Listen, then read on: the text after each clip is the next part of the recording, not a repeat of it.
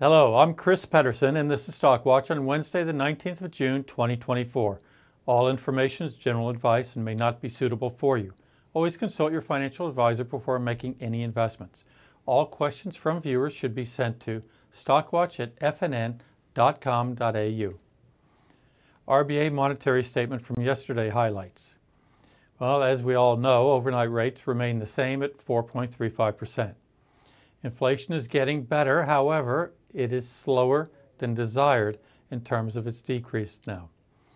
It's premature to cut rates because overall demand is still strong, even though per-person consumption in the household is negative growth. Markets are strong due to overall there's fine growth. Here are a few important charts that are worth keeping. This chart is 1 year forward PE of developed markets and emerging markets. And then the yellow line or orange line is Van Eck Emerging Market Index. I would look at the dark blue and the light blue for most purposes. This chart is price to book of developed markets and emerging markets over time.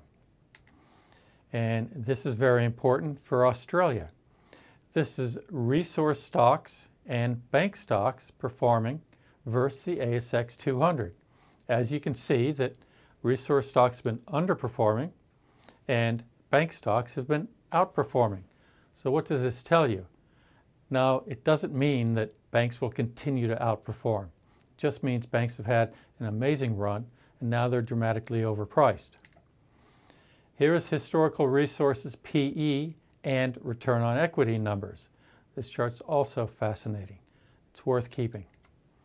This chart is historical bank PE and return on equity. What you see is banks are at a historically high PE right now, which I've covered previously, and return on equity is pretty mediocre. Historical bank net interest margin is the bottom chart. Well, as you can see, it's been continually going down. Net interest margin is the spread between what the bank lends money out at and what the bank receives. Thus, as NIM declines, that means profitability of banks declines. The only way to continue being profitable with some growth is to continue to grow your outstanding loans. Even that's becoming difficult these days for the majors. This chart shows cash as a percent of assets under management. Well, it's kind of interesting, but what it tells us right now is that the amount of cash outstanding is pretty much normal. It's right at the mean. 3 companies that I saw this week that I wanted to share. First is Steadfast Group, and the code is SDF. The price right now is about $5.66. As you can see with this 5-year chart, it's been nothing but up, but lately it's been kind of peaking. However, let's look at the numbers to see will it continue going up. These numbers, by the way, are estimates from Barrenjoey. The market cap right now is $6.2 billion. And the price target Barrenjoey shows is $6.85. Revenue growth from 2023 to 2026 each year is at 14%. Earnings per share growth in this period is 11% per annum, and the dividend growth is around the same at 12% per annum. These are solid numbers. They're not outstanding. However, these are solid and consistent. The PE on 2025 earnings estimate of 30.4 cents is only 18.6 times. And the yield on the 2025 dividend estimate of 19.6 cents is 3.5%. These are also decent numbers. Free cash flow is around 7.5%, and the PEG is 1.66.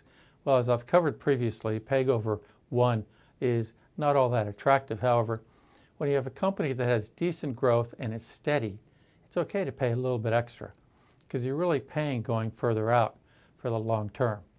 The payout ratio for Steadfast is 75%. Now, who is Steadfast?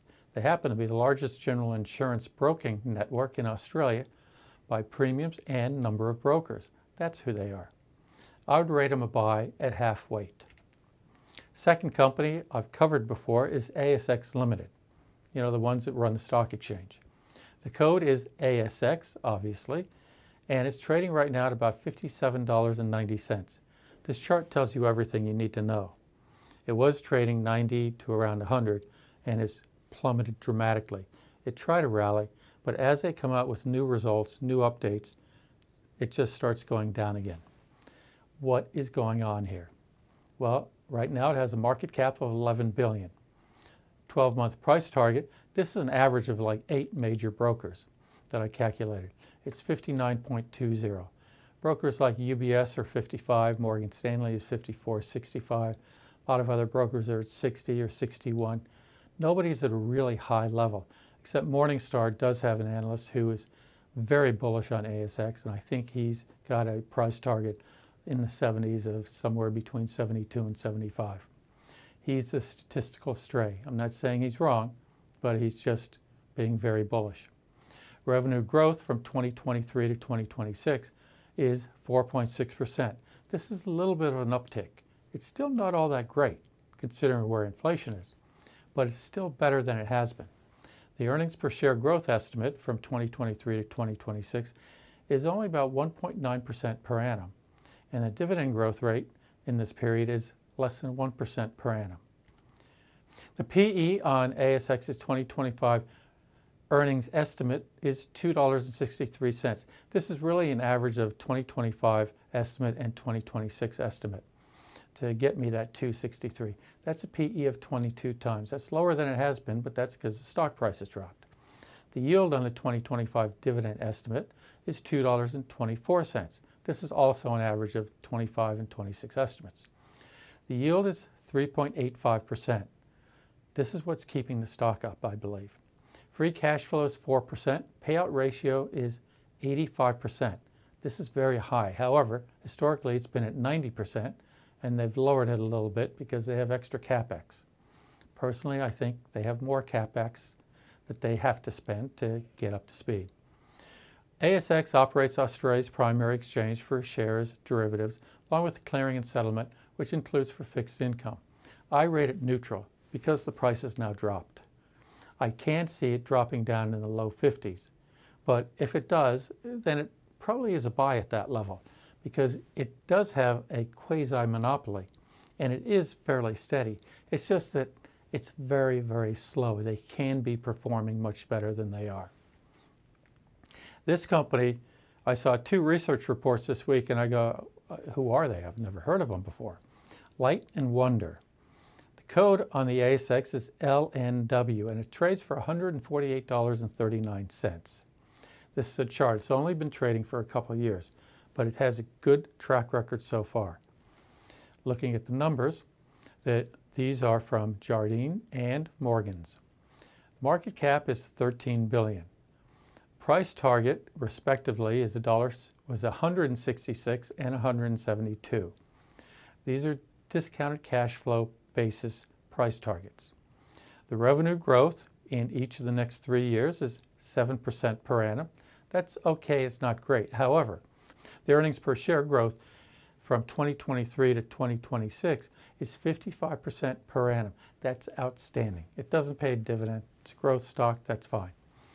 As a consequence, I look at the shareholder equity growth rate in this period, and that's 19% per annum. So it's not huge like the earnings per share growth, but it is very strong growth rate for shareholders. Now, what is driving this earnings per share growth? One of them is that they bought back about $750 million worth of shares. Now they're going to buy back another $1 billion worth of shares. So when you look at PE, it's the price over earnings, and then you want to manipulate the earnings per share.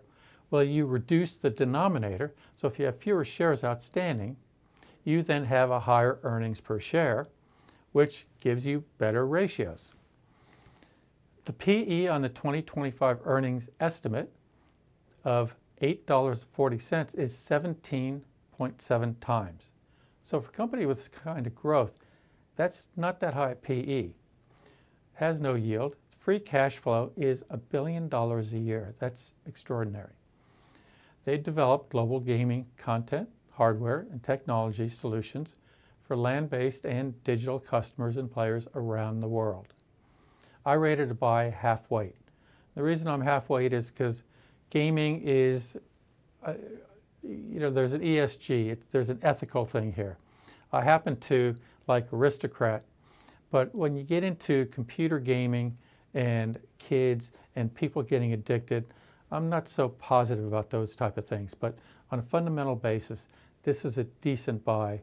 But also when things are online and in technology, things can change quickly. So I rate it just a half weight. As always, you want to learn more about anything I covered today, send an email to stockwatch@fnn.com.au and direct it to me, Chris Pedersen. Have a great week, and I hope you make money. Thank you.